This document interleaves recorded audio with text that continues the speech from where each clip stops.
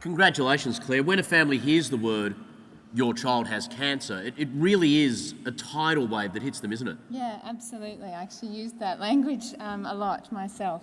And it's not just a tidal wave for them, it's their whole family, extended family, and friends and other loved ones as well that get affected. What are the sort of things that hit them? What are the sort of aspects of their lives that are affected? I think everything from obviously the sort of sheer terror that my child might die, and which is sort of one of the worst things that a parent can consider. It's kind of like looking at the sun. You don't want to even have to think about it. And also a lot of practical things like, the financial impact.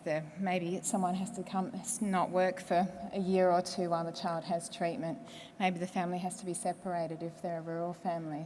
I'm now on the board of Red Kite, which tries to provide fantastic. cancer support in those circumstances. And what happens instantly when a kid gets cancer is one of the two parents, normally mum, drops everything, and so the family income drops to about half at around the same time that some really steep bills start arriving. So the financial pressure in itself is massive, isn't it? Yeah, I mean, we're lucky in Australia that the treatment itself is free, but at the same time, Richard, actually my supervisor, Richard Conn, did a study that showed that it actually has an enormous financial burden on families, not just in loss of income, but also the travelling and the parking and all of those things as well. So it's that sort of balancing the practical and the psychological. Your work was very successful. There was one bit where you were looking for 20 grandparents to help with a study, and you had to stop when 90 had said yes. We're actually up to 300 now.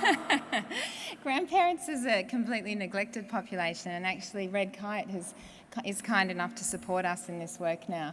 But yeah, grandparents is something that hasn't been looked at before, and their experience is almost like a double or a triple grief, because they're grieving for the child, they're also grieving for their own child, who's the parent, and also coping with the unfairness of having a child, someone so young be so sick when they're elderly. It is a fascinating area, a really important area of research, and you're doing tremendous work. Congratulations. Fantastic. Give her a round of Thank applause, you. Claire Wakefield. Great stuff, Claire. Thank you. And thank you.